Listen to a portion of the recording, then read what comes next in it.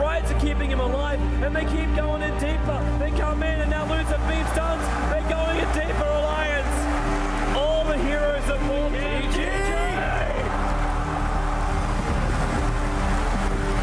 Cloud9, after a second failed buyback attempt to hold the Roshan, lose the game to Alliance.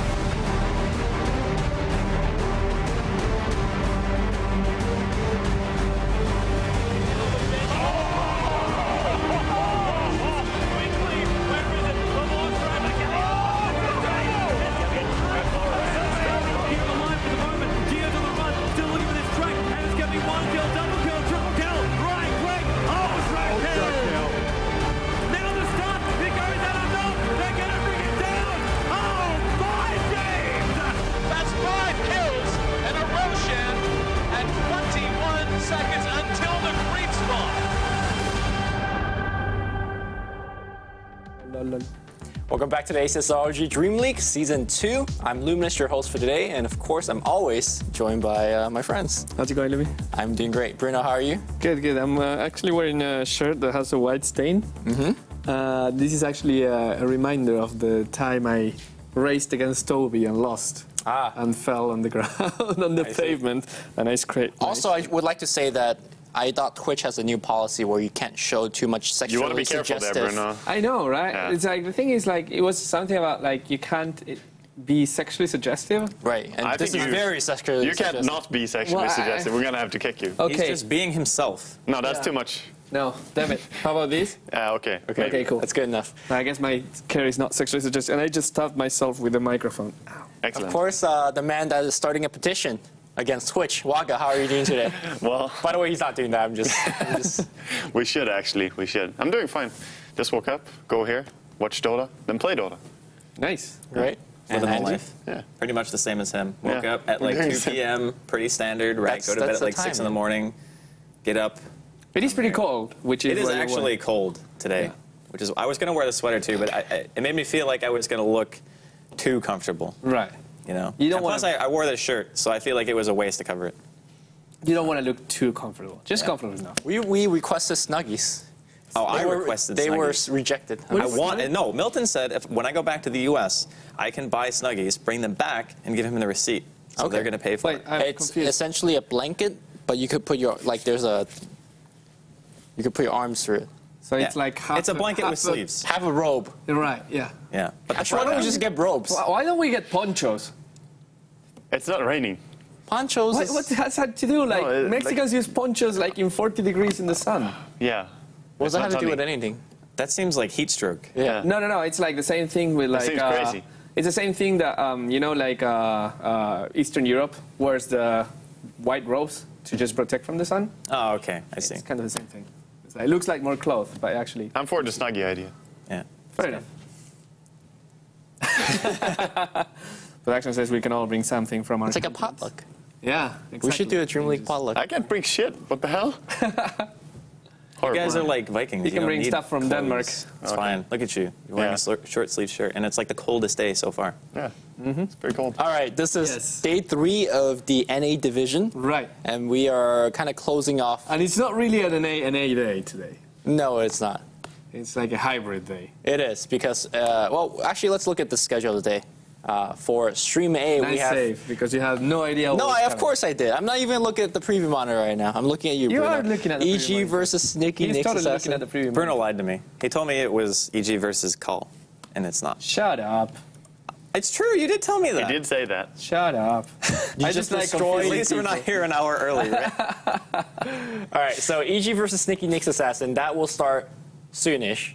Yes. And on Stream B, we'll have Tinker versus 4 Anchors and a C Captain. Only one game, and that will start at 19. And after that, we'll have Alliance versus Team Tinker. Yeah, that Two will be matches. live. Yeah, two So matches. essentially, there's a lot of different games today. Yeah, it's interesting because, I mean, just to, it's 4 Anchors and C Captain and Alliance are the ones fighting for that. Well, Tinker's also fighting, because they're not.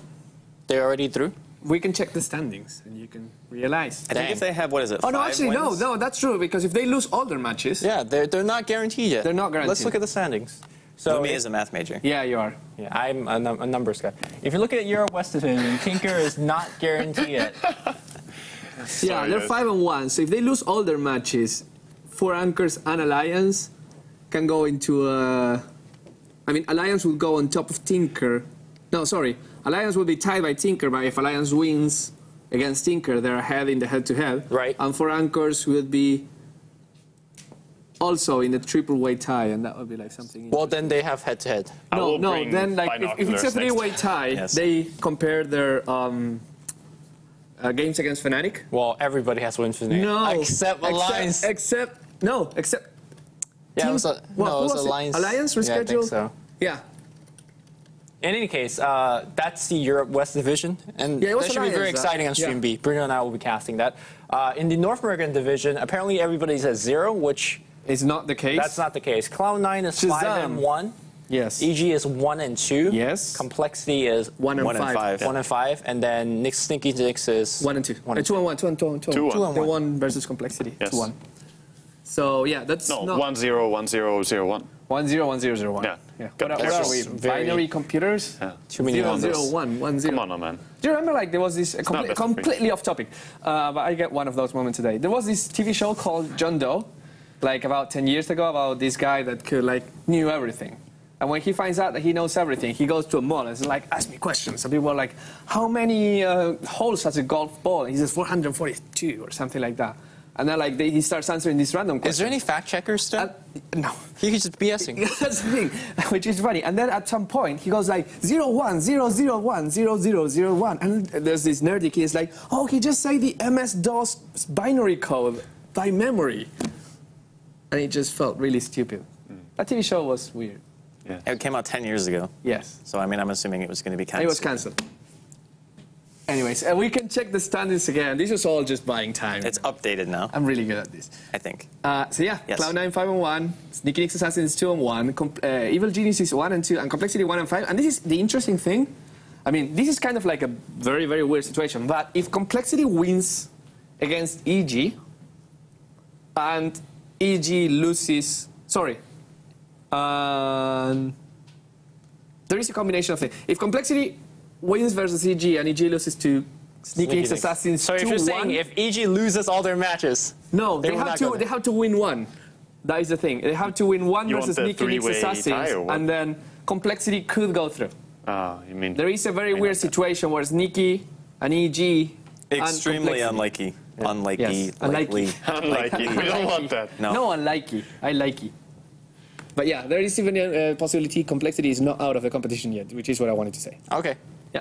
But So- it's not even all in their hands. It has to play out correctly between the other opponents as well. Exactly, So yes. pretty much drawing dead. Yes, and they have to win 3-0 versus EG. True. Ah, it's fine. And when are they Cloud9 playing that 2-1 match? them. Thursday, right? Or- Tomorrow at 6 p.m. Okay. Yeah. Which is So- not going to be broadcasted from the studio. We'll see what happens with that. Okay, but actually let's look at Team EG, because Let's that's look going to at be Team a EG. team that we'll see today on Stream A. Did I put production Top under team. the bus? No, okay, fair. Captain. Is he actually the captain? Like the inspirational captain, right? It says carry. No, it's PPD the captain. I think it's in-game PPD and draft PPD. But, I mean, a lot of people can contribute to the draft. Yeah, but, you know, when there's a team decision, I still think it's PPD. I was asking a lot of people yesterday because I was kind of like trying to get a top three players of 2014. and top 3 teams of 2014. And a lot of people put PPD at the top 3 players. On players? On players. As a captain, I would say yes, top 3. I mean, it depends. I would still put Zion Universe on top of him, but that's not taking anything away from PPD, but just saying that Zion Universe. If there was like a most consistent player award, Universe would have that award every single year. Yeah, I think. But I think that's kind of like what it takes to be the best player as well. It's not like having a highlight and then mediocrity. Yeah, I mean, Dota is a game of consistency. It's like how often can you perform? So I disagree. You only need to perform Once one a year. tournament a year. yeah. And you will be member forever. But if you can play it well throughout the entire year and still play well in that tournament, then TI3 Alliance. Right. True. yeah. Yeah. I mean, still, I think that was not the longest winning streak, but I think like the largest reign of dominance of any team, basically, thus far, right? Pretty much. Or you could be TI4 I mean, Nami newbie. had a very long spell as well. After. Yeah, that's true. But nobody was playing the game back then. Yeah. Pretty much. I mean, when they went into TI1, it was like, what, Chinese teams had the game for like 2 weeks? Yeah. Something like that? Something like that. Yeah. And there was a lot of Weaver picking. Nobody likes that. EU, Weaver, and Doom, Radiance Doom. No, it was Vanguard Doom. Yeah, it was Vanguard Doom into, maybe it was Radiance back Yeah, it was then. Radiance. I don't- It was so long carry ago. Doom anyway. It was. Yeah, safe lane Doom every game. Yeah. That was weird. But anyways, game changes. That's what's fun about it, right? Maybe in 1 year we'll talk about how these silly teams didn't pick Air Spirit at all. Yes. Who knows? Maybe because he's not available. He's not available, but yeah, imagine that when that hero is available. He's in Captain's Draft. I don't want to imagine that. I'm Nobody does. fine with this patch. It will happen. Can we leave it By as the it way, is? I'm going to throw you a bone. We can look at SNA right now. Yeah. Because I'm pretty sure like you didn't hear. Yeah. Or maybe you did and you were just being nice and waiting for it. I was waiting for you guys to let me actually talk for Yeah, but once. sometimes you have to. You have to gotta do that. tell I'll be Bruno- forceful, right? Yeah. Okay. Well, let's look at Sneaky Nick's Assassin. Nice PC, decision. Brax, Ix, Mike, Block Boys, and Whitebeard. If you don't want to interrupt us, what you have to do is like you just scratch your nose, and we'll know that we just have to shut. You know what? Production gave me this very high quality makeup powdering on my face. I don't want to scratch that off. Scratch your lip, No, that's lipstick. ear. Then Just, James just flare gets your turned nostrils on. a little bit. Pat Gotta your be head careful. while just like rubbing your That's stomach. very difficult to do. What? It's not. Did I do it right? Okay, you are actually the least coordinated person I've ever seen in my Did I life. do that right? I didn't know. No, you went like this. It's actually like almost as hard to do this as it is to just do this. Like, how is this hard? Like, you know, if you try to do it and you try to do it backwards and then the other way around with your other hand. You can't even do it one It's way. very difficult. It's very difficult. Oh my God! Just like speaking English. I really hope the game starts soon because this is all going Can down. you bend your tongue? No, I can't do that. I can't whistle either.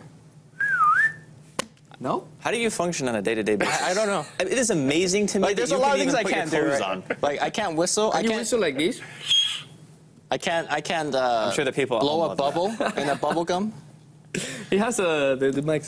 You can't do bubbles. No. Like, how do you learn such things? Have you ever tried? I don't know, stuff? childhood. I tried. You were a kid once, right? Yeah, I think so. Did you never chew gum? Yeah, I chew gum, but You didn't actively try to blow bubbles? That was like the most fun of look, chewing gum. they never taught us in the classrooms, you know, how to blow bubble gums. That's not where you learn. I could do times table when I was in first grade. Okay. So I want to give an update on something actually Dota related. EG are the first team in the lobby for Stream A, and So they get to choose. They have chosen first pick. Good. Yeah, Good to know. Good. Did PPD choose Yes, first, he or was did. it someone else? it was PPD. Okay. Good. Good old Peter. Yes. Great. So you can't chew gum. You can't I can chew gum. You can't do bubbles. Make a bubble. Okay. Cannot whistle.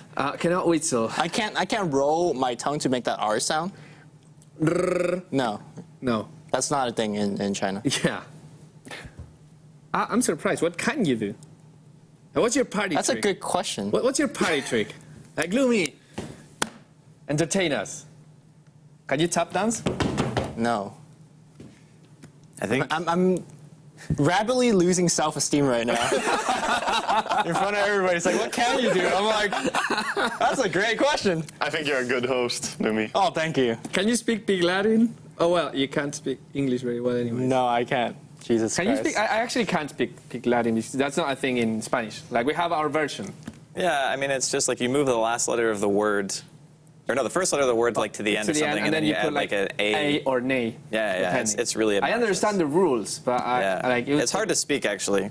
Like we have in Spanish, we have this thing which is like you essentially replicate the vowel of the last syllable, but with a P before. So it's like, I don't know, it's like... I think every country has a different one. Yeah, so for example, it's like, hello, how are you? In Spanish, it's hola, ¿cómo te va? But in this like version of Big Light, so it just sounds really weird. It just sounds like you're trying to make somebody laugh. Like you're just speaking really quickly, going ba ba ba ba ba ba ba. You're doing a machine gun. It's just like you speak like that because you just put so many P's in it. Like For sure, he said something about his nipple. I didn't say anything about my nipple. Okay. Not yet. Yeah. It's not that time in the show. Yeah. And it's a family show.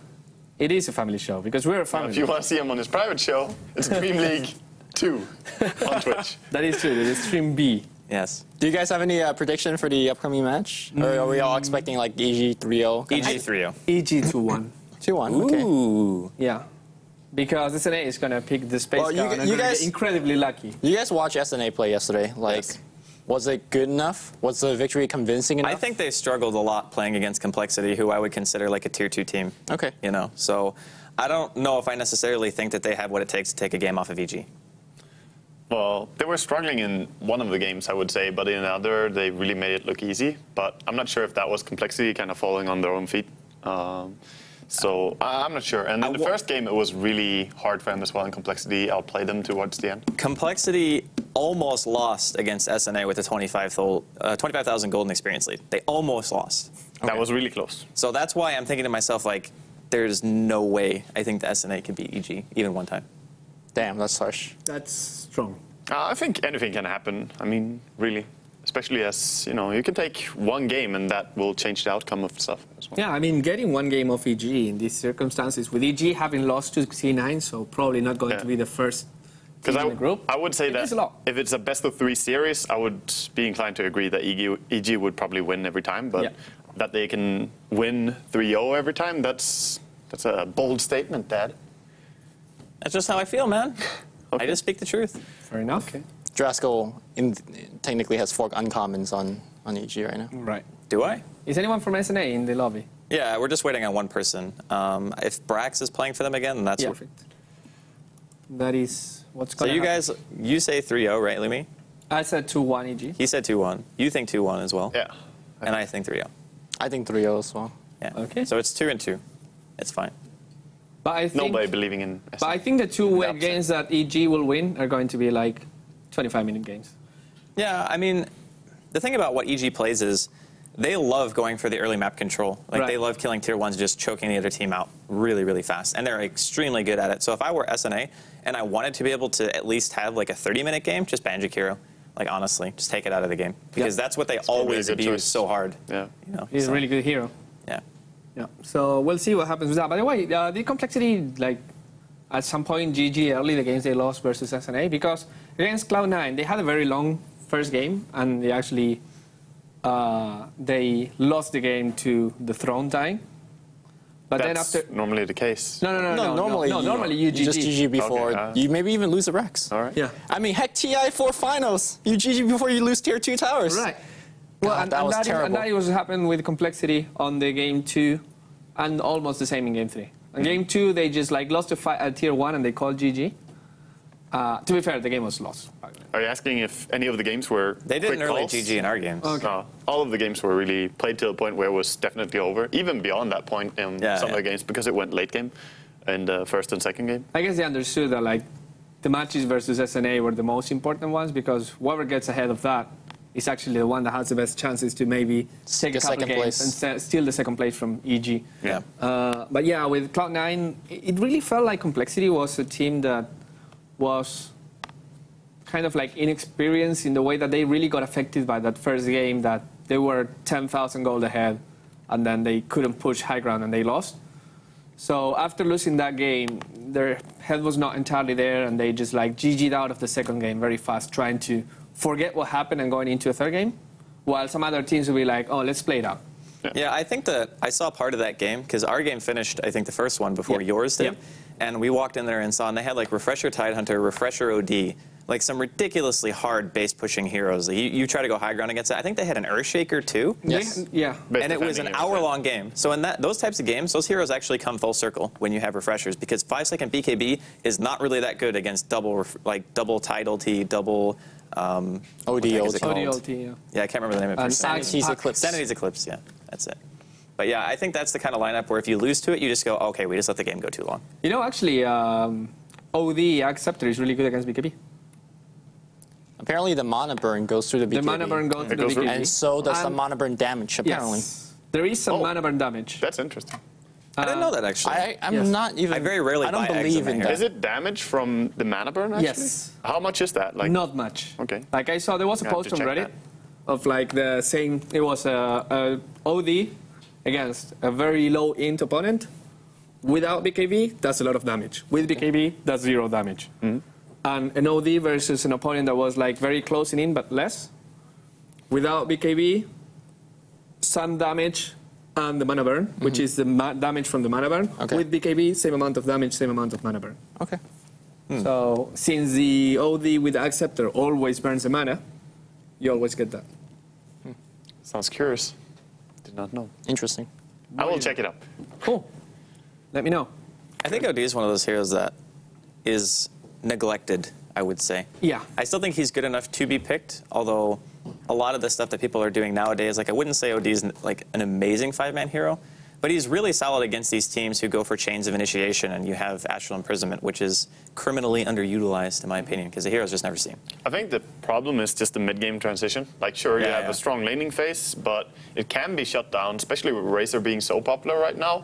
Also, with Treant being picked every now and then, you can counter an OD on the lane just by helping whoever is up against him. But then, even if OD, say he wins his lane pretty hard, how do you move? What do you do after that? Like, do you want to kick into farming? That's a good question. Like, Cloud9 went Atos on it. Yeah. And he actually, well, it's Envy playing it, so he did farm a lot. But in the fights where he joined, Atos was actually a big part. And I think that's the answer, right? Your question is, what do you do mid-game?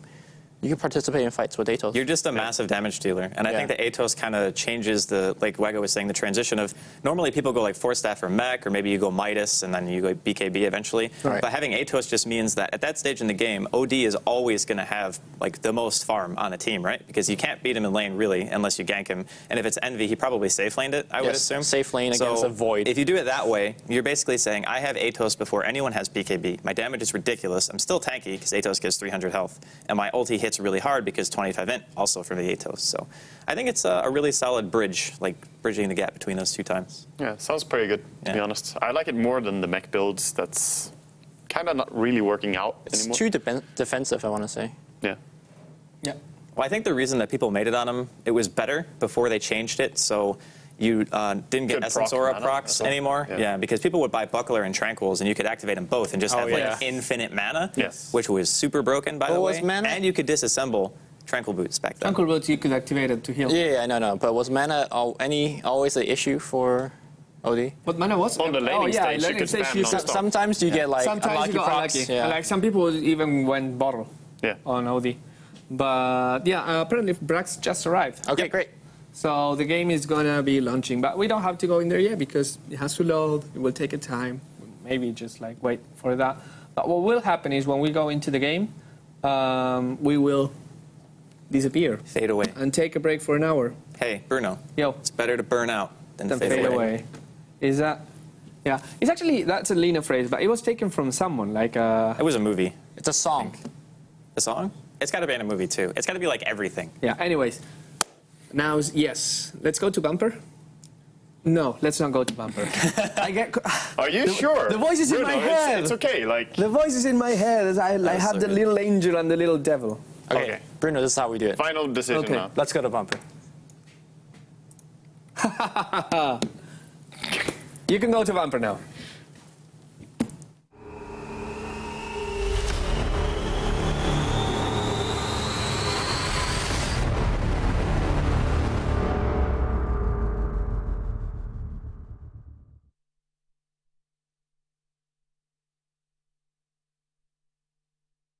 The draft here, it's going to be SNA versus Evil Geniuses, game number 1, and Waga believes that SNA can win a game. I think so. If you're in this series and you're SNA, ideally you would want to win the first game, right? Like that sets the pace, I guess. Yes, because we even saw that yesterday when we were casting Complexity and Sneaky Nix. That sure, Complexity, they did win first game. They struggled a lot to do so.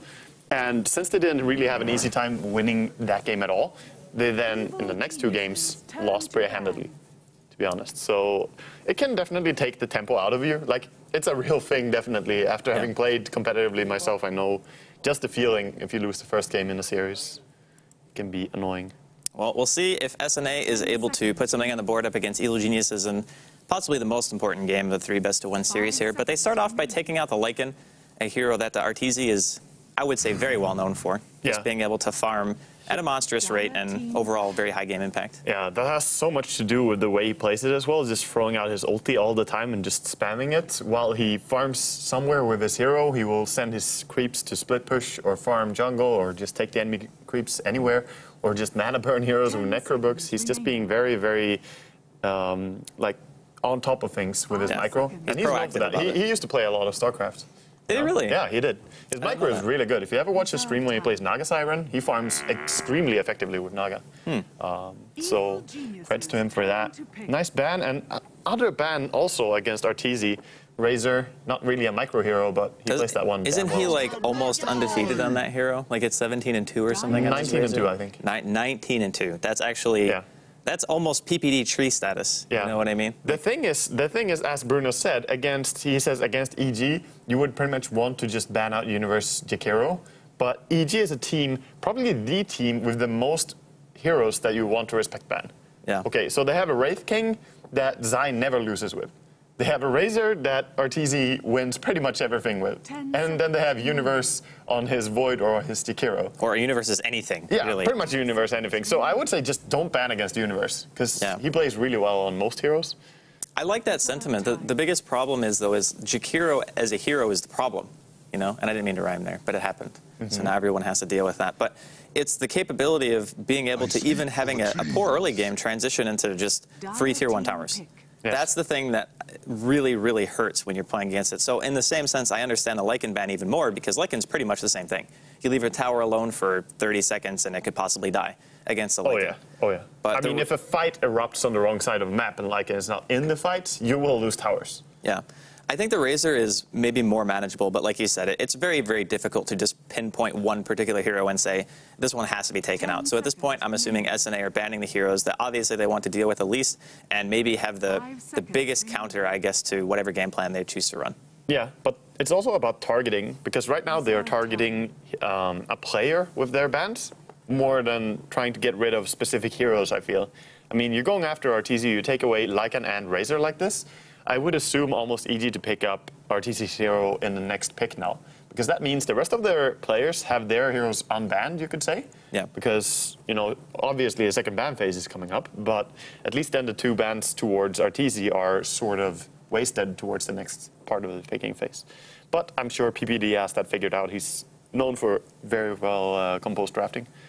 I think he actually, I would say majority of the time, outdrafts his opponent. Yes. And the way that they play it, too, is really important, because on paper, it can be an outdraft, but some teams just don't know really how to execute the draft well enough to really make it work out. But PPD and Evil Geniuses have a tendency to always make things work, at least during the early game. But SNA, they start things off with not necessarily super greedy heroes, but I would say that Nature's Prophet Witch Doctor is not the strongest starting 2. I think just having a Witch Doctor Ogre on the same team is more dangerous than anything else, because you have a really good sustain, you have double stun already, and obviously the Death Ward is shown in every game I think that we've seen so far to be pretty damn useful. Yes, even from Rubik's it has been pretty good, stealing that Death Ward, and it's an easy spell to steal as well if you get Vision. We even saw Shadowblade Shadowblade Witch Doctor throwing out his ulti. Yeah, that was did not bizarre. actually work though. But Ogre Jakiro, extremely strong duo combo here from EG in the first pick phase, and I'm surprised to see Furion this early. Nature's Prophet as a first pick is, to me, a little bit awkward.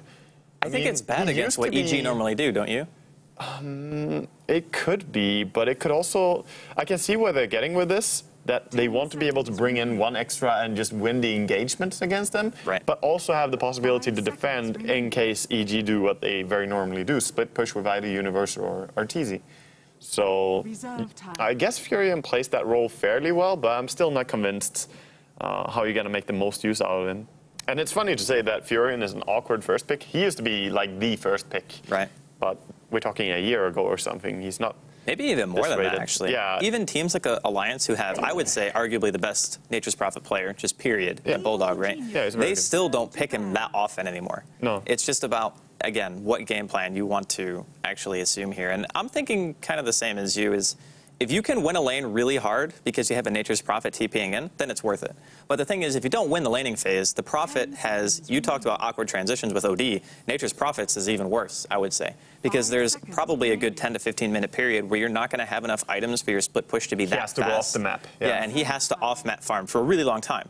So depending on how the first, I would say, 5 to 10 minutes go, it could be very impactful for how useful SNA's Nature's Prophet's actually going to be. But looking at the bans from EG, they've taken out a great support, obviously, in the Skywrath, but they've taken out 2 heroes who are great at stopping pushes and just overall being disruptive, Earthshaker and Tide. And then they take out a very tanky nuisance hero, which is Viper. So to me, that really just kind of signifies EG do want to push early. Yeah, they do. But they also don't really get that much of a choice now because Sneaky Nyx, they know this, that they want to push. They ban out the DK. And the next ban is even more likely to just be an RTC ban as well. And removing 4 heroes from the same player, this is the type of targeting, like banning, that you can do against players sometimes. And it goes very well with what we said. It's hard to ban out every single core hero or like outstanding hero that EG can play because they have so many. But if you can target a player, that can put them in a more awkward spot in terms of what they want to pay.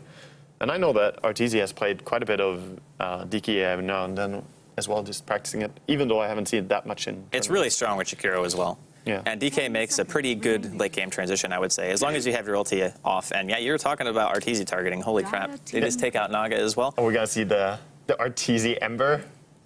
I hope not. The first time I saw that, it wasn't fantastic. You're talking about Starladder, possibly? I mean, I know Arteezy is an amazing player. Yes. Like, really, really, right. really good. But his Ember, I've seen him play heroes better. All right, I get it. This might be his hero, though. Just picking up a PA right here. It could, of course... Well, this is actually, SNA. it was SNA picking it. I'm sorry.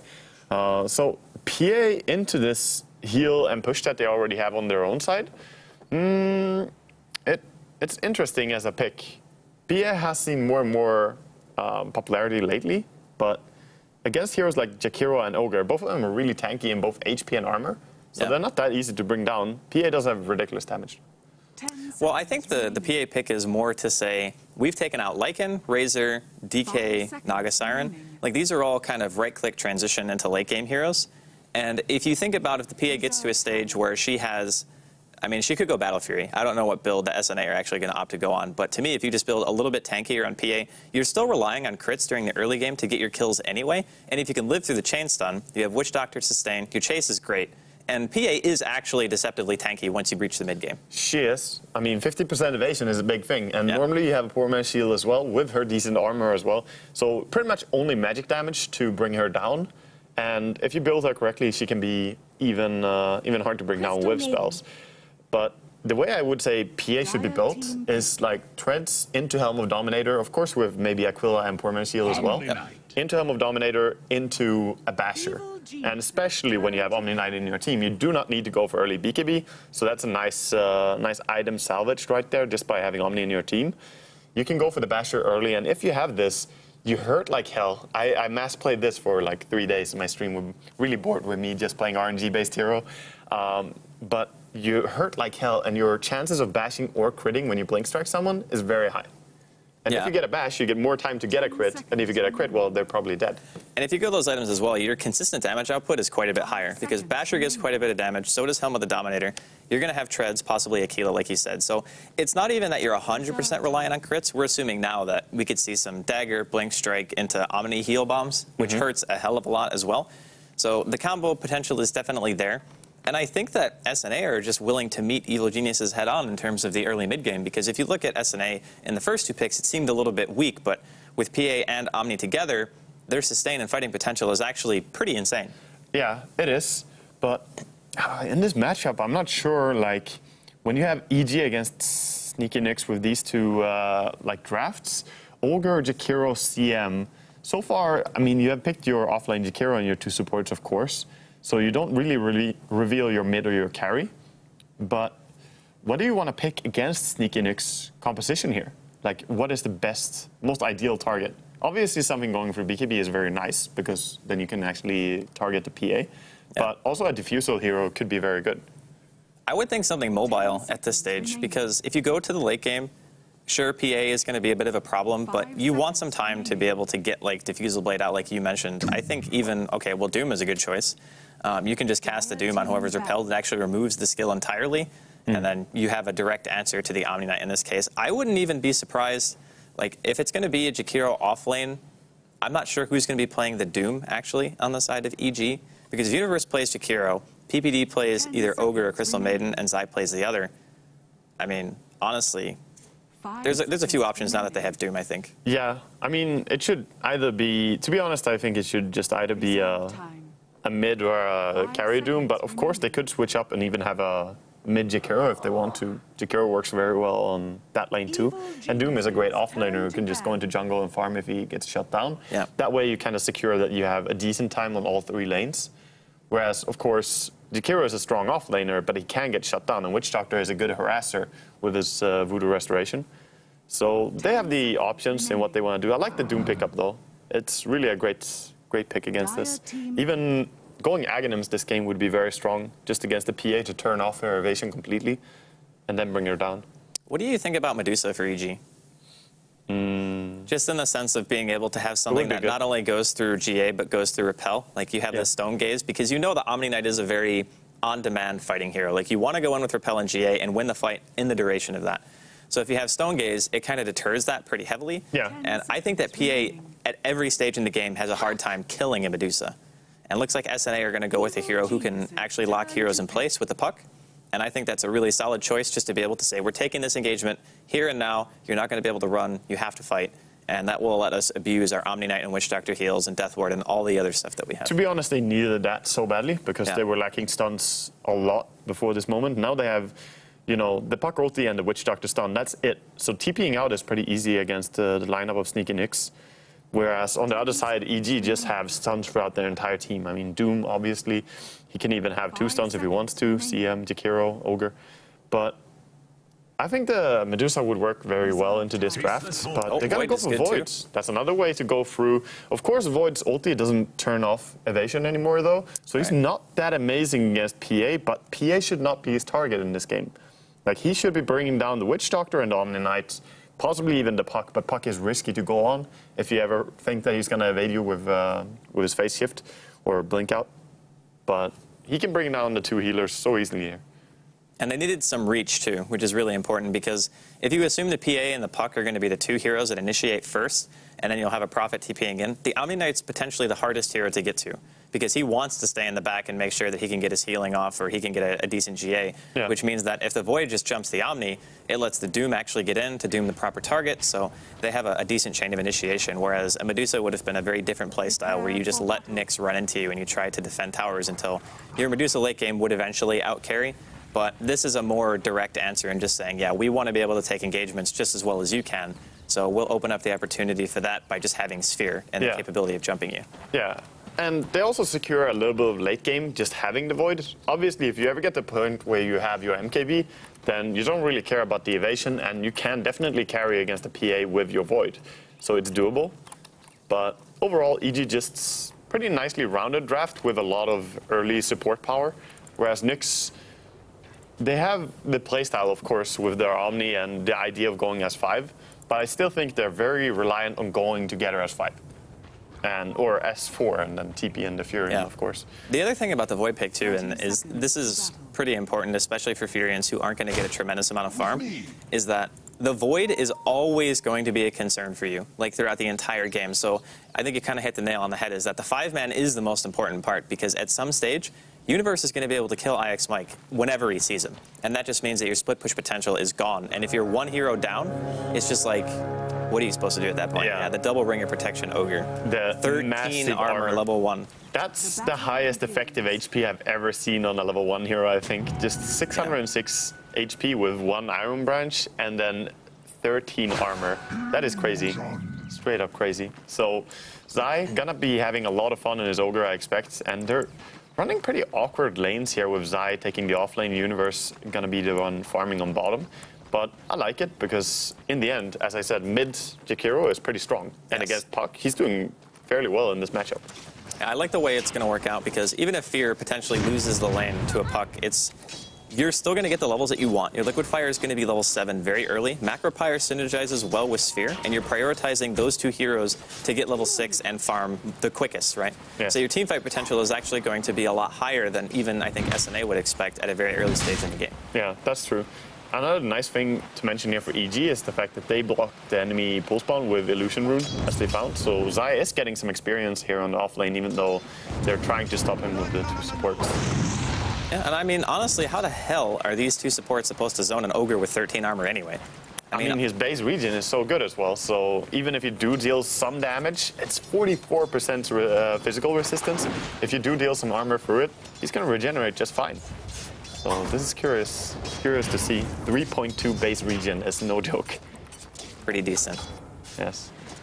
I mean, middle lane, the Puck is doing pretty well right now against Fear. It's 5-2 against 2-2, but I think we kind of expected that Puck would have a little bit of an advantage, at least in terms of the early CS. His base damage is extremely high, and even though Jakiro has pretty good stat gain, I think he's going to have to play for more of the, well, maybe not harass even, because Brax is being a pretty big nuisance right now. Well, Brax is going for big aggression here, just putting as much damage as possible onto Fear. He has to back off and he wants to use a salve, but he can't get back close now, and Brax just secures the lane control even more. So nice play by Brax. The triple Iron Branch and Null Tasman build. No salve on his own, just relying on that. He can out-trade a Jakiro. Meanwhile, on EG's jungle, we see some really effective jungling, by the way, by a CM. Ogre could be in some trouble here. This 13 armor, it's a level 1 Maldic. They're going to throw out the cask. Zai taking a ton of damage here. Yeah, he's dead. Yeah, for sure. Slowly bringing him down. 1 charges, but not enough. And that's a first bout towards the PA as well, and that just, you know, escalates our farm. Whereas on bottom, we have Void still farming. Behind is the CM trying to wrap around on the Furion, but I'm not sure if they can bring him down. He's pretty tanky. He knows. He's TPing out straight away. He's not even going to get Frostbite off. Yeah. Really nicely done there by IX Mike. Just seeing him walk past the bottom rune spot, and also just made sure that he waited the longest possible time to TP out, so the CM actually wasted the time instead of doing like pulling or anything like that. Yeah. Speaking of runes, there has been a haste rune now for 50 seconds on top that no one really picked, which is just pretty rare to see that none of the mid laners go and control it. Of course, the bottle is coming out late for the Puck as he went for the Null Tasman first, and same for Jakiro. But still, a haste rune is a very big rune, and Nyx, they know about it, but they don't want to make a rotation with the Omni or Witch Doctor. They might be trying to go on this again. I think he's too close to the tower this time. Yeah, too hard. Oh, actually, they bring him down bottom, chasing after IX Mike into the tower. Dies very close. Yeah, they had to dump everything into him, but it's much easier to kill a Prophet as it is an Ogre. Oh, yeah. So. For sure. It's 1-1. Now, for the laning phase, I'm curious on your opinion, because I feel like EG's lanes, the only one that really matters is bottom, and clearly bottom is going well. Whereas mid and top are just a wash, and you really just want to get the most experience that you can out of the lane. Yes, they're just trying to leech to get up their Jakiro and Ogre, as you're saying. And they also have this full jungle Doombringer build, which EG don't really rely on winning mid and top, that's true. But still, it's a very... They don't need to win, but if they lose it too hard, I think PA can become a very scary carry early on. And Puck tries to go for the rune now, but it's actually gonna despawn, so no longer the haste rune, instead gets the invis. Top again, gotta try and go on Zai here. Could maybe bring him down with the cask. They should be able to get him with some nice punching. Yeah, he's definitely dead. They even have the purification just saving it. Orb of Venom, Dagger Slow, Degen Aura, Cask. They can chase for days. Yeah. So Ogre, while he got some out of the lane in the early stage here, he's struggling a lot, and he doesn't have boots either. So Furion is definitely getting more out of it, and Furion has an easier time just farming up. But EG is not about farming up the Ogre or Jakiro. It's about going together and bringing down the tier 1 towers early. Yeah. But if the PA gets fat enough, I think Nyx can contest that. I think they can fight. I'm not really loving the Face Boots build though, after having played it a lot. Face is nice for critting harder, but treads are really, really good on it. Because of having extra HP, it makes so much difference when you have the evasion and stout shield. Yeah, I think against a team like EG too, the treads might have been the the safer choice, because only 600 health at level 4. If you get doomed, you're dead. Middle lane, Fear could be in some trouble here. Lust coming in, he wants to be able to get the cast off, should have the vision, and does. Fear might be dropping down here. The bottle chart is keeping him alive for the time being. The stomp, he jukes it, he baits out the phase shift, the ice path to come out, and Fear, he gets the kill. TC gonna get a kill on Zai, top lane in the meantime. He was missing 3 mana to get that kill. Actually, he has it now, and Witch Doctor not turning around. They just go for IX Mike. He has Sphere, so if he needs to, he can drop it. IX Mike probably going to get sphered here. No, he just uses the Time Walk instead. Yeah, not they going to have be a able to stomp get away as well, from so this. they just kind of hammer down on him. And no chance even to get towards the Roshan, which is, of course, his attempt there. At first, TPing out or just getting out, but he didn't have a normal TP score on him. Going for a double nil Tasman, so expecting to see something like a Blade Mail next. It is the most popular build right now on Furion, and for good reasons. Very cost-effective build. Yeah, and it's also one of those builds that really deters the enemy from just turning on you when you TP into a fight, because that's like the biggest cause of death for Furions, is they go in thinking, okay, this is a advantageous position for our team, let's jump. And then they all look at you because you're a Furion and have no survivability at all, and you just explode. It's very easy to dump all your spells on a Furion, and you don't really want to buy BKB to change that or anything, but having a Blade Mail, you can use your tankiness and just make sure that the enemy wastes all their focus on you and lose some HP as well. But right now, EG, I think they're just farming as much as they can, and they are pulling ahead more and more in experience. Sure, the last fight also was really good for them, but this Doombringer and CM jungling non-stop while free farming a Void bottom is looking more scary than this Omni and Witch Doctor kind of roaming, getting some kills done, but they're not getting any far. That's true. I really think it's going to be down to the mid game when the Omni Knight hits like level 6 or 7. You know, you get your Soul Ring wand. You can fight non-stop with that style of team. The PA mana cost isn't so high, and TC's already gotten a handful of kills on Zai in the top lane. Anyway, he's 2-0-1. He's the highest net worth in the game. So if he goes for a Dominator, which he might, they might go here with the heal if they want to. Yeah, they have creeps under the tower. Fluff. There's going to be a teleport behind from IX Mike as well. They are going to have the Sprout. The dagger into the heal should be a very, very easy kill for TC. But now he needs to get out of here. The Doom comes out on the Fluff. That's a level 6 Doombringer. Sphere landing on 2. They want to go for TC. The first hit bash, he misses once, but the second auto attack will get the kill. Yeah, that was a very deep dive, to be honest. I was surprised they didn't just go earlier on when he was further out, but really waited that long to get the dive in. They were trying to go behind as well, but it gives more time for EG to wrap around and just TP in, to be honest. That was a really unfortunate timing, though, because the Doom was 6, it really made that worse. And now IX Mike getting auto-attacked here by Universe. The coil actually misses from Brax. He throws at the Silence and the Orb. The Maledict is there. PPD coming in with a zoning ulti, forcing Brax, IX Mike, and Lust all back. Yeah, that miss of coil just let him live there. He might be dead here. He pops the Repel. TC coming in with a gear slow. There is no Doom now.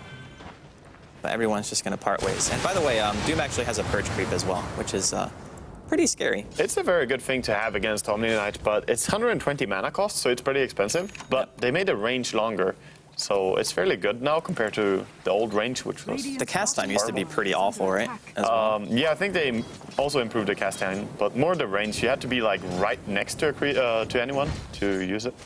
Now you can throw it from a little bit of range. It's like the Sunder change, pretty much. Similar in the range. But now with Mask of Madness on Void, after that fight top and not dying because of the whiffed coil, he's doing really well for himself. Yeah, I mean, we saw the draft, and the Ogre came out very early from EG. So I think at some point in the draft, they decided that putting the Ogre in a support position was no longer worth it because they want to prioritize Void's farm. So Universe normally functions very well without any items on this hero, and now he's getting priority in farm. So to me, that would kind of worry me if I were SNA. And the real problem is, the only thing they do have to deal with him is the puck. Tasted Doom going in here. Gotta go for a puck? Yeah, he will go on. Should be able to get him no problem. Zai's unbelievably tanky. TC really needs a crit, but he's just not going to get one. Universe, in the meantime, killing Fluff in the bottom lane. 3 down on the side of SNA. Disaster it's just all happening over. everywhere. And that was without the Chronosphere being used on bottom as well. He just went in and killed the Omni Knight. The Bash Lord. It had to have been the Bash Lord. Yeah, well, it's the Mad Bash Lord. He has Mask of Madness. You don't want to go on the lane against a Void when you're Omni. I mean, hell, he could even have killed him with Chrono. So he was way out of position there. Fluff and stuff trying to lane against a Void at this stage. Well, TP comes in from Fluff once again. Just going to pop a heal to push away a little bit. Man. I mean, it's to defend that tower. It's really troubling because you look at what SNA have, and they got a couple of kills like you were saying, but the Doom hitting level 6 is really, really, I think, the best thing that could happen for EG, like at that stage in the game. Like, not only did he hit level 6 at around 7.5 minutes when he TP'd top and got the Doom to make sure that the Omni Knight and TC both died, but just because of the amount of impact that he's able to have in small skirmishes, like Doom is an amazing skill when you're fighting like 2v2 or 3v2. Yeah, because it removes one hero. That's the essence of Doom. So in a 2-on-2 scenario, well, suddenly easy. But the thing is, they haven't even tried to shut him down in jungle. He's free farming a lot, and Zai walks into a lot of enemies here, gets brought down very quickly with the purification, and gonna go down with a Fury and ulti jumping in as well. But even with that pick-off, and now probably gonna go for a top tower, I mean, Arteezy is farming a lot. He's getting really fat. He has Midas, and he's running a max level Devour. He's not even maxing the Scorch to come in and fight as strong as possible. He's just casually going in and dooming and then walking away again. I mean, I agree with the choice. They haven't really gotten much done in the early game, and I was going to mention this, but I feel kind of bad. Zai is actually 100% of his team's deaths. Yeah. He's 0-5, and they only have 5 kills on SNA. But that also means that it's, you know... Wow, that deny. It's the low value kills, and yeah, that was a beautiful deny by PPD. Really nice play, timing a CM attack to deny against 3 heroes. Not the easiest thing. But, you know, if they kill Zai again, sure, he's going to be 0-6. But they don't get that much out from shutting down an Ogre at this point. He doesn't have much gold. You're not really stopping him from doing anything in a team fight because he will still be able to multicast with his level 6 that he has. And what you really need is to stop the Void from getting fatter and, of course, the Doom. The funny thing about the Void right now is that Universe has just been sitting bottom waiting, and now he's actually told Fear to come bottom to say, okay, look, we're going to pressure the tower. When the TP reaction comes in, I'll just Fear for you, and then you macro pyre inside of it, we get kills. So he's actually opted out of hitting any lane creeps at all just to make sure that they can prioritize getting a tier 1 tower. So I kind of like that playstyle because it really fits well into what EG need to do, which is get the map control away. Void becomes a lot scarier once tier 1s are dead because you're not going to be able to have like full vision of where he is all the time. That's true. And you already have like a dualistic hero who can set up fights for you. But now that he realizes SNA have no intention of contesting the tower, he just goes in and he decides that they can just kill it. But the problem with this now is that SNA could potentially give up 2 towers because there's 5 heroes from EG bottom. And how are they going to fight in a 5 versus 5? I don't think they can go and contest, but they are already pushing top as well, trying to get the trade, but their push power is much weaker, even with Furion and PA, but they are ahead. And PA actually went for Mask of Madness with face boots. I mean, this is the fastest farming build that you could possibly go for. He has Repel. But I'm not sure about this at all. Even if you have Repel, you could just turn into the target for Doom. And then you're suddenly Mask of Madness with Doom on you. And they actually get double chrono. Hits on 2. Fluff going in for the GA. Gets it off onto IX Mike. The Doom not being cast just yet. The Death Ward dealing quite a bit of damage to Arteezy. He's going to be forced back. The Blade Mail pop by IX Mike and the rest of SNA just retreat. So honestly, I think... Witch Doctor giving them the get the hell out of here ulti. Yeah, that was a bullet dodged, honestly. Yeah. PPD going to get his 2nd tower deny of the game. Top though. Or bottom, I guess, but it's very high up on the map. Puck gonna get initiated upon, but TP's coming in. No, he misses another coil. Or no, wait, did he miss that coil? I think he might have hit Universe. He did miss it, and he also died. So very sad for Brax here. And now they turn and go on Witch Doctor as well. And the Deeps is real. And Witch Doctor, of course, no points in Voodoo Restoration. Tried to go for the Maledict build instead. So he dies. Oh, man. Things are crumbling. Just as we were about to say that Nyx finally caught a break by actually getting the tower denied on top, pushed a lot, and wasted a chrono on the enemy team and kept their tower.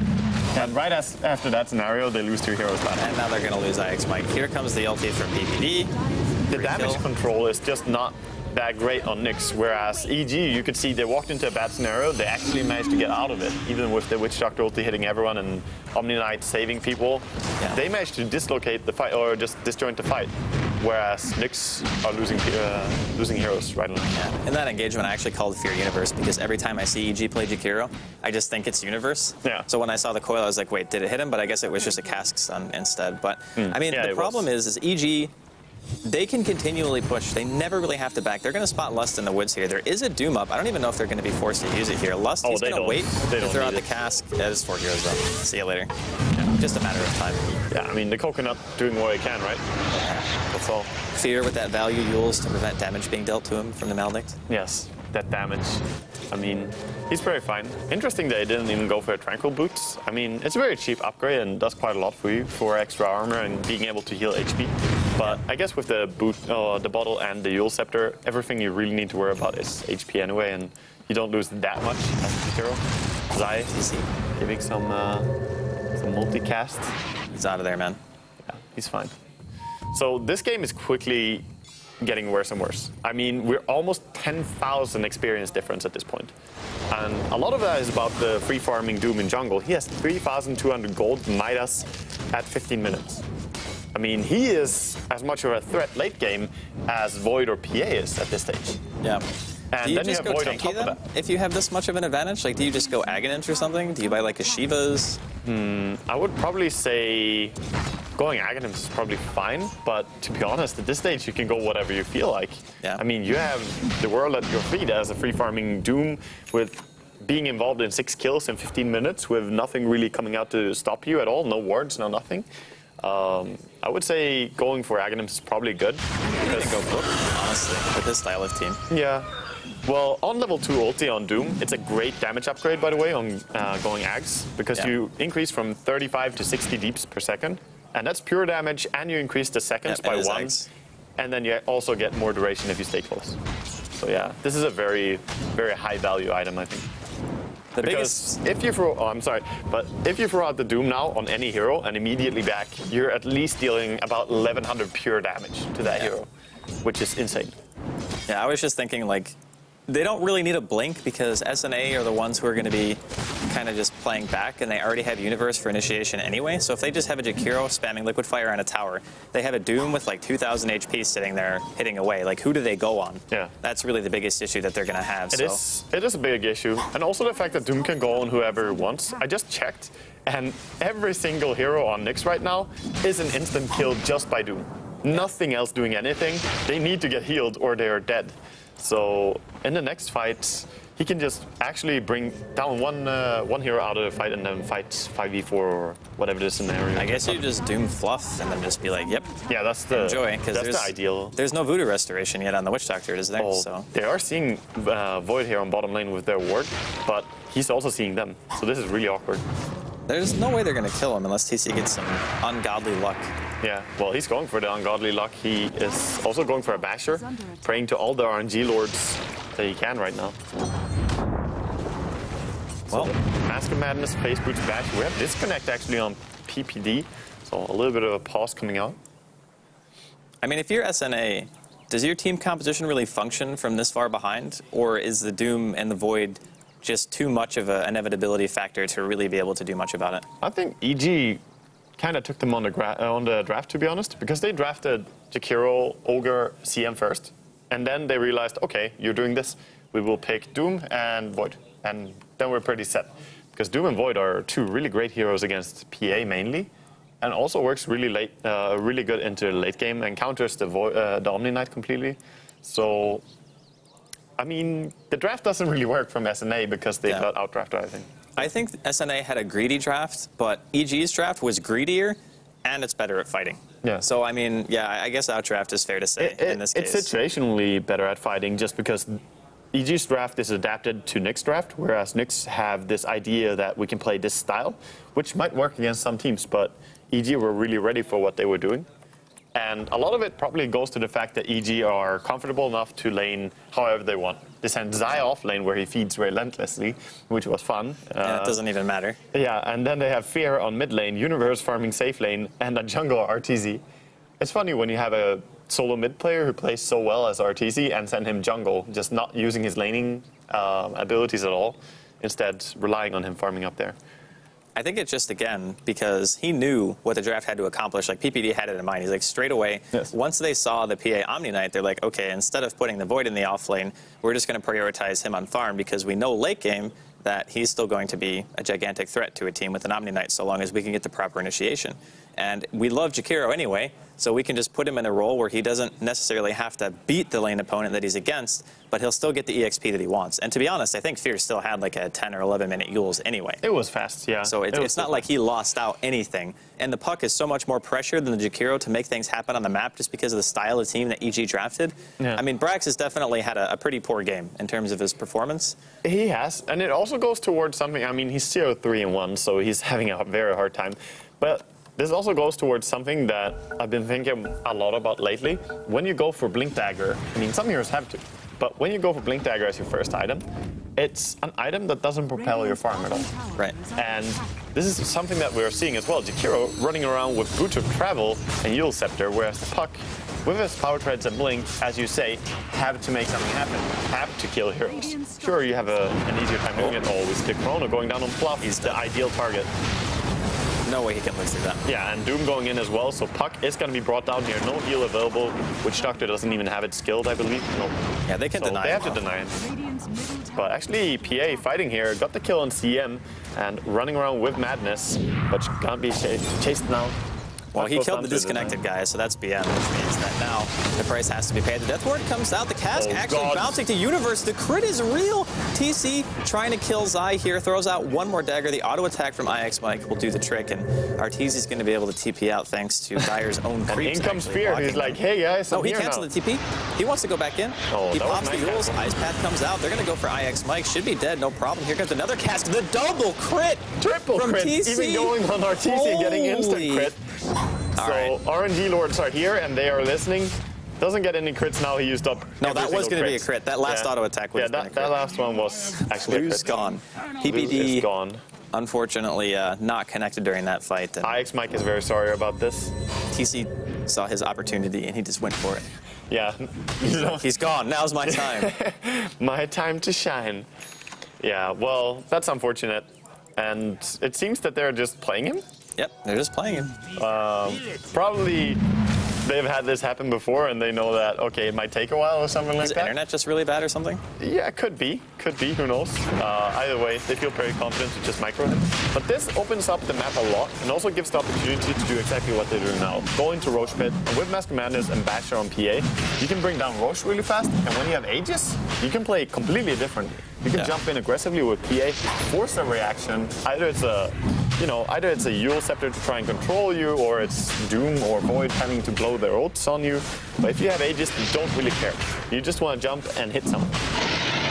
Well, I mean, EG are not really too phased, I guess, by their captain not being in the game. No, it seems that they are revolting now. Their captain is gone. They just managed to kill Brax. Full-on mutiny. I think they plug pulled him. Maybe they did. Maybe they did. So Zai, the guy who has actually died the most on the side of EG, almost has a Yule stun. Yeah. So. The Yule Scepters are going to be real, actually, going for double Yule Scepter. And that's very nice against something like Witch Doctor, because we already mentioned in the draft that EG had a lot of disables. Adding up 2 more Yule Scepters to it, it's going to be very hard to get a nice channel off. But to be fair, Lust did get a really nice Witch Doctor ulti off on top lane and on bottom lane. Yeah. So he has been really on spot with his positioning. I'm impressed, to be honest. I really like the way that EG are doing this. They've made it so PPD is now the creep stacker. That is what he does while he's DC. I think it's RTC's call. Like, hey guys, I just needed this. This is perfect. I didn't go Helm of Dominator. Now I have a creep anyway. Nyx pushing PPD. into middle lane here. PPD was an inside job. Yeah, it really was. I wonder if he's actually coming back or not. Top lane, we have a little bit of an initiation here, trying to catch out Jakiro, but who catches who? Fear just solos him and then gets away. Okay, that is not great. Also, he is going for a defusal, so. I like that so much. That's a very nice item decision here. Even if you have stuff against Omni, it's nice to have a backup plan. Yeah, it's like, okay, we did not catch the Omni. How do we deal with PA now? It's not even just the fact that it's good against Omni. It's like Jakiro's item progression typically doesn't matter after Yules. It's like you can buy anything. Oh, yeah. He's one of those heroes where it doesn't matter. So I think he's like the perfect person for it. I mean, you could probably have gotten it on, I guess, Universe, but Universe has other priorities in terms of what items he wants to get, and Doom is kind of the same. I think Doom would have been like the secondary choice if anyone were to get it. Because Zai doesn't have enough farm, PPD's not even in the game. But Doom is the type of hero who really wants a lot of different items, though. I mean, you want to have your Blink Dagger with the Aghanims, you want to have maybe a BKB, maybe a Shivas, whereas Jakiro is more like, well, I can buy whatever I want. I'm a dragon. I don't give a fuck. So Dragon's confirmed, not giving a fuck. Yeah. Well, this will be interesting seeing PPD reconnect and be like, oh, I have 1,600 gold now. Very nice. I DC'd on like 800 gold. Thank you, guys. I'm wondering if he is actually coming back. He might not be. So anyway, he's farming quite effectively now. I would say he's almost playing better. All right. He's being microed really well. That's just Flame. Okay, no teamfight has gone down since he DC'd. And his farm is much faster now in the hands of carry players. They know how to farm, okay? All right, that's fair, I guess. Yes.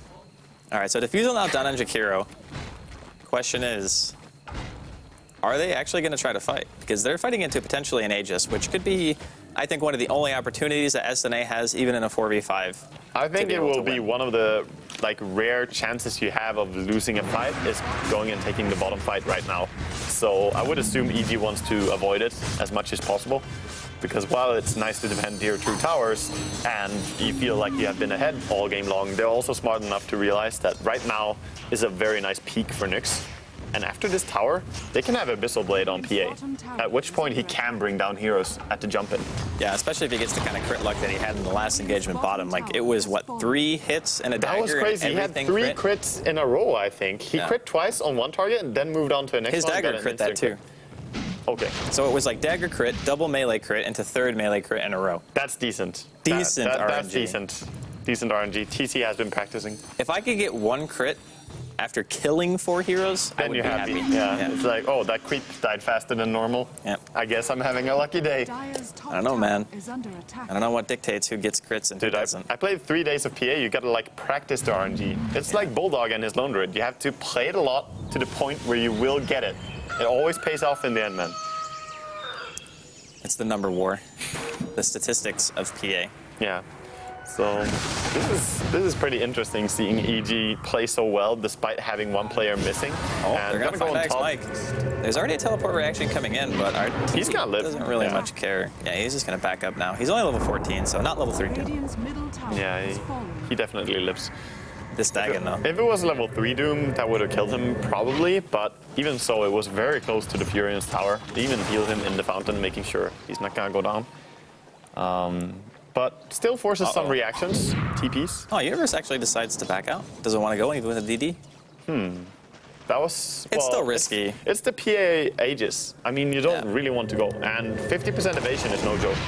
That's too much for a Void to go on. Even if you have really good damage, 14 armor and that much evasion. Besides, he just lost his Aegis. So it got reclaimed. All right, well, Universe, I think he was actually going for BKB, which I don't know if he needs a BKB this game. And to be totally honest, the only thing that he really wants to stop is going to be Cask, right? Yeah. And I mean, yeah, sure, you have seen what it has done as well. I mean, that's the... But those are very niche situations. And ideally, if you sphere, no one else from your team is in that sphere. That's the I've seen some shit Cask right there. Like, you don't want to... It's trauma, man. He has to go for this. I think he needs it. All right, PPD's back. His deeps are enough. And he's got 2,300 gold. Yeah, he has enough. I'm rich. I'm rich. That was the reaction I was expecting. Mid lane, are they going to go here? They repel TC, but doesn't really want to jump on Universe. So I think he's going to buy a Blink Dagger now, or maybe even go for the Ghost Scepter just to try and live. But the thing is, if he goes Ghost Scepter against PA, he's still going to get targeted with an Abyssal Blade. Yeah. Or just crit immediately. You've seen the crit luck. Oh, thanks, Mike. Force Staff looking for a KZ here in the jungle. Brax, not quite at range to coil. He's very Universe low going here. for the sphere, but he gets Abyssal. The backtrack's revealed, though. Man. TC is completely by himself right now. Yes. Bluff sitting in the back. No man's land. No Aegis. Meanwhile, Brax gonna get denied. That's the second time his team has to kill him, and now Lust also trying to run away from a Void. No way. Not that easy when you're actually a Witch Doctor. Ding-da-ding is real. You wish that you had the Mask Mask. Look at this chase as well by Fear. He knows. He knows you're a slow little priest. I'm a very fast dragon. He's got a Diffusal. Fluff going for the juke Diffusal TP. Yules? Yeah, nice. Gets it. Very, very fast dragons chasing after you. 430 movement speed is a lot. Yeah, PPD actually just bought an entire Force Staff. Yeah. So. He's going to be fine. And that also allows him to save his teammates a little bit more. I don't think he should try to aim at living against PA when she jumps him. This is more like being useful no matter what. Yeah, I also think that Force Staff, like, not even just in CM, but any support is always a good item. I find it very seldom that you're going to see, like, oh yeah, Force Staff's not that good. Yeah, it's fun to see RTZ in desperation trying to purge the TP out from Furion, but of course doesn't stop channeling, but just fun to see. Usually after TP's out like that, you expect to see some very jumbled English, you know, between at least those two players, right? Because IX, Mike, and RTZ are known for their immaculate typing skills. Yes, true. Con fucking gratis. Right. Fucking gratis. I mean, to be honest, there could be some nice alt chat to be seen if something goes down between the two of them. It's entertaining. Yes. So what is RTZ's next item, do you think? He's got Midas, Blink, Aghanims. Is it Shiva's or is it BKB? I see Shiva's, to be honest. Like, BKB is fine, but do you actually need it on more heroes than Void? Because it's, as you say, the cask is the main thing. Sure, Puck can stop you a little bit, but Shiva's is also amazing when you blink in for that slow effect and then chasing people down. Yeah, and the vision as well. Yeah, also chasing people down is very nice when you have Aghanims, so we'll see. I just want to see him hit level 16. He has been kind of slow in progressing towards level 16 compared to his earlier leveling. Dude, he's been microing PPD. True, he has been playing StarCraft again. Yeah. And Brax actually making his way towards an Aghanims, which will be quite annoying, even for heroes with BKB. Still gets stunned. And it's going to be for, I think, 3 seconds at level 2 if he has the Aghanims completed. And, I mean, it's not really going to be a game breaker or anything, I think, for SNA, but it will at the very least help them ensure kills if they find an opening. Question is, how much do you move? Like, how much do you, as Nyx Assassin, move when the fight breaks out? I think that EG will jump them with Void, keep everyone in place and just kill them. Dude, Brax is so dead. Yeah, this Takiro has been the bane of his existence. He's actually gonna get out so this close. time. Very nice TP. But meanwhile, we see another attempt at solo kill, and it's IX Mike gonna be brought down by the time stopper. So, really hard to get away when time has actually just stopped all around you. Yes. Except for one guy. Well, at least he didn't get a bulldozer on his head, right? Things could be worse. Yeah, it's true. EG's going to spot out everything that's happening now, by the way. They're going to get a Doom off on a TC. That is an Aghanims Doom as well, so his evasion is not going to work. The GA only hits on Fluff. TC going to need to be denied here. We're also going to be seeing Lust drop, PPD popping the ult, the bash everything on Fluff going during down, the TP. It's just everyone in SNA is dying. Yeah. Brax is here. He gets purged. RTZ wants to chase, but Brax is going to be able to blink away. This game is really, really quickly balling out of control right now. I mean, every single one on EG, apart from maybe the CM, is a deadly threat if you're on Nyx. I mean, Ogre, even Ogre, because he is level 14, he has a Yule Scepter, he has tons of armor, and he can chase you forever. And the multicasts are dangerous, no matter who you are. So, at this stage, the most depressing thing, I should say, for Nyx is that Doombringer and Void can both counter really hard anyone on it. Just target them and go. And they even steal the Aegis. Well, it's not even just counter. It's a dual core who is more farmed than your core. Yes. Right. Both heroes have significantly more gold than TC. Yeah. I mean, even Jakiro has more gold than TC. Yeah. He's 13,500 gold. I was just speaking in the sense of heroes that will actually be able to kill you, having more money than you already, whereas PA kind of wants to play from ahead to a specific degree. Oh, we're going to see the attempt again. Fear going in for the solo kills here, trying to chase after. He's very fast, but he doesn't really see him, missing out on the vision. There he sees him. Are they going to try to go in for a kill? He's got a nice path here, but it's going to be on cooldown. Yeah, well, he catches him, he purges him, but he's going to try and run away, but the Dagon. The Dagon. Level 4, pretty strong. Decent. Decent. He probably saw Dagon 4 as a very high win rate item. Dagon 5 actually is like one of the highest win rate items on Furion. Yeah, true. Pretty good. So we have Aegis on Doom now, rushing in here. He has a Blink Dagger. Blink is a little bit off target here. He was so close from being able to find two delicious Doom targets, both standing right next to each other. Zai, he's going to eat the Abyssal Blade. RTZ realizes his mistake now. He wants to try to turn it around Zai, buying himself some time with the Yule Scepter. Universe goes in. He wants to get a spear on Fluff. Manages to secure it. The Death Ward going to be dealing some decent damage. And actually, RTZ walks into it, but he's got the Aegis, so even if he goes down once, he will be respawning. The crit, PPD just getting annihilated. Zai going down as well. It's actually favoring Nyx for the time being. TC turning around with that Doom on and just gets bashed to death. Universe with a double. He goes out of the coil. The Aghanims, unfortunately, not finished yet, so he doesn't get stunned when he time walks away. Yeah. No, wait, it was finished. He didn't get stunned. Did it just wear off, like, right when he left? I didn't exactly see there. Wow, that damage. 21 from the HP. Dagon. Not even close. He was fairly close. And yeah, he's going to be fine either way. That fight started out pretty well, and some nice crits from PA. But when you get doomed, you cannot actually crit. Yeah, and you can't. You can't bash, you can't crit, you can't evade. What can you actually do? You become the saddest. Yes, basically. True. And there's even a refresher, so 2 targets were doomed in that fight. And I also like seeing RTC just walk into his teammate's corner. Yeah, I mean... The fact that it's your teammate's corner makes it even more fun. Well, plus, Doom is like one of the biggest heroes in Dota. And that was a really small area where he could have possibly got through. Yeah, he tried. Even slim heroes would have had a hard time making it through that gap. But yes. It was really good timing by Universe, actually. I could have sworn he didn't have Aghanims finished, but he didn't get stunned, so he must have timed it so the coil wore off right when he jumped, which was even more impressive, to be honest. True. Universe, what a player, man. Oh, apparently Wepas heard the break sound, but that's really bizarre. I don't know, because he did not get stunned, for sure. Yeah, I'm not sure about that. Can you? Top lane, PPD gets... I mean, that's the Fury and TP gang. That's the BM right there. Yeah, delicious target. But then And again, he also puts himself in a spot where the Aghanim's Void will happily ult. Is this where you just type worth it if you're IX Mike? I would. Yeah, probably. Or PPD could all chat as well. We love seeing all chat, but the smoke gang here from Nyx trying to go for what could be a final fight, to be honest. They have to take this one well. Wow, nice reaction by Zai. He gets the Yules off before the coil is even dropped, and the coil is going to hit on Universe. The Death Ward doing some pretty good work. It's Aghanims as well. Universe eating the stun this time, actually, from leaping out. Fear, he's going to get crit down. Now they want to try to turn it around and chase on Universe. Yeah.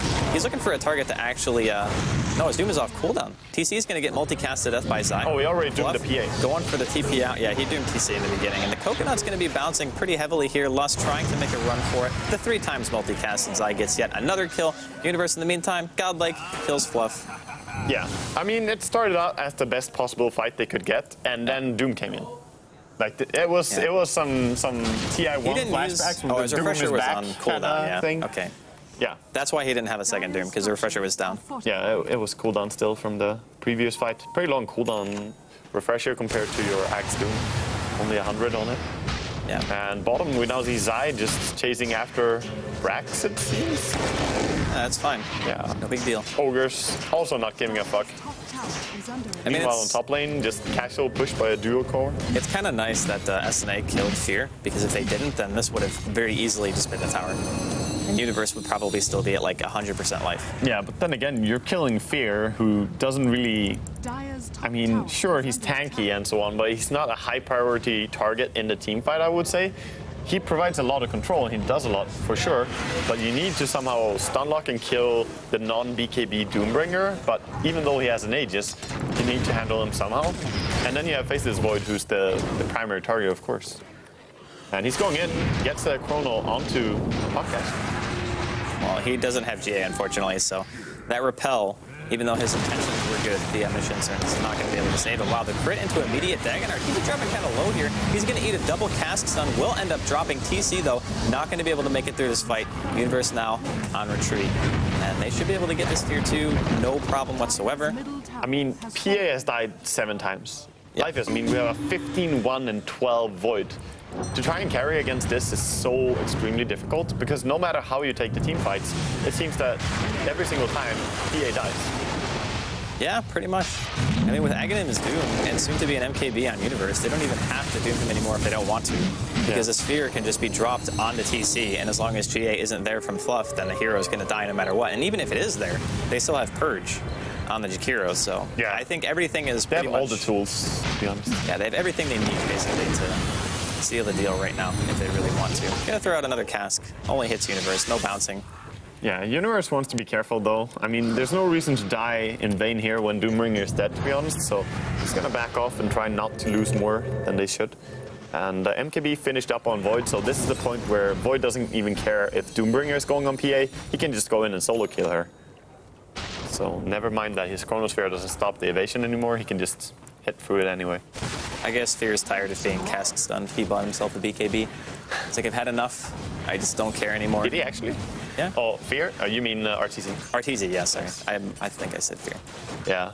Well, yeah, that BKB is still going to play in very nicely. To be honest, this is a 19-second BKB. It's pretty decent.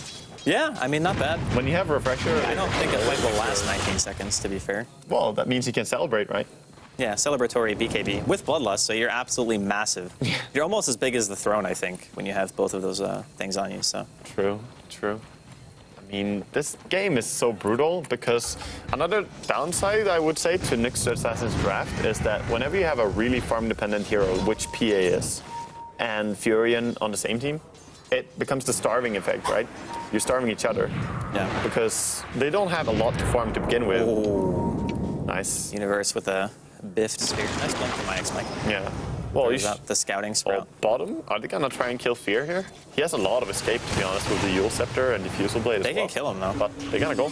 Yeah, they're gonna throw out a silence here. IX Mike blinks forward. Has the Dagon still. The coil's still there. Okay, yeah, he's dead.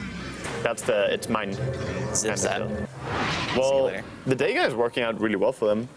I like the fact that he didn't go for carry items on Furion in this game because, as I was kind of mentioning earlier, I don't think he should go for farming build and steal farm from PA. Instead, they should try and find these pickoffs. And if he can get an E-Blade as well, even though it has pretty bad animation now, that would be really nice for his team. Oh, Lust. Not a great time to be there. He found a TP scroll though. That's, you know, it's some value. Yeah, picked it up. He got Arteezy's TP. It's fine. It's pretty nice. Donations here. Anyway, mid lane, Fear just rushing in here. Angry Dragon with his entire team around as well. Bloodlust going down on Doombringer. And this is the fight where you have to hold, I think, as Nyx. But how? But how? At what cost? That's really what it's going to be. Yeah. But at what cost? Extreme costs, I think. Well, TC's got a BKB now, but he still could get doomed very quickly. He gets one crit after the Abyssal. Universe almost getting bursted down, still manages to get the Sphere. No, again, the G8 doesn't hit on TC. He's just going to get annihilated inside of the Sphere with IX Mike. It's a double buyback on the side of SNA. The Death Ward dealing quite a bit of damage. Universe already forced back. Has a time leap out of the base. Yeah, they still have a Doom, though. Oh, I mean, IX Mike. That TP would have been a little optimistic, I think. Fear landing a really nice ice path. And he's going to be dropping after throwing out the Spite Dagon onto Fear. In the meantime, Coil mid onto Zai. Brax almost completely out of mana right now. He's going to almost eat an ice path. Does manage to jaunt out of it. Doom on the Fluff and stuff. Gets purged as well. And he's going to be dropping inside of the base as Fluff calls the GG. Yeah, GG. No point trying with here. And this was obviously not the one game that they're going to win. But it's coming, Dad. It's coming. It's coming. 43 and 17 going to be the end score of this game. I think that SNA still had a draft that was inferior, but I feel like they could have played it well enough to win. But the biggest problem was they had a lot of emphasis on their composition, making more happen than what EG had. And I feel like they always draft themselves into that position. Like SNA always pick heroes where, to some extent, they need to fight with the composition that they have. And if they don't do it, and they're not successful at it, then the composition that they're against, which EG has, just beats them, like flat out. And there's some kind of inevitability factor that's always there when EG plays. It's like, okay, if you wait X amount of time, your chances of winning plummet. Yeah. And I feel like... Well, they also got into a scenario where running a tri-lane carry against an enemy who is running very greedy draft with a full jungle Doombringer is not a very good trade-off, especially when the enemy hard carry is arguably even harder than yours. Void probably considered the strongest and most reliable late-game carry by a lot of people, because when he gets to that point where he's farmed enough, he can just go in and kill anyone. He doesn't really care. And if you don't stop Doombringer at all, it's sort of like letting a Lycan just free farm. It's the same effect, because he will farm very quickly in the jungle, gets really high levels, and he was there for every single fight that he had to take on the towers. So very well played by EG, but I think that, as you said, Nyx didn't really adapt enough to the draft. I think you said it perfectly. Like, they had an idea of what they wanted to do, and PPD was just like, okay, we're going to pick something that's good against whatever idea you had. Yeah. And then suddenly, game is hard. That's the benefit of being pretty good at drafting, I guess. It's like, okay, I will put together a good draft for my own team and also counter you at the same time. That's obviously what you want to do in captain's mode, people. But well done by EG to actually play that out. That was even with one guy DCing for like, what, 8 minutes or something? Yeah, that was actually a very long time. That was a long time of him not even being there. Thank God it wasn't like a ranked game, because he would have gotten abandoned. Yeah, right? But it was a there should be something like that in competitive. Yeah. It's like you abandon after a certain amount of time, you just can't reconnect. They didn't even pause for him. No, they didn't care. Like there seemed to be no care at all that he wasn't there. All right, well, PPD there or not, EG managed to take game number 1 between these two teams. We will be back after a short break with game number 2 between SNA and EG.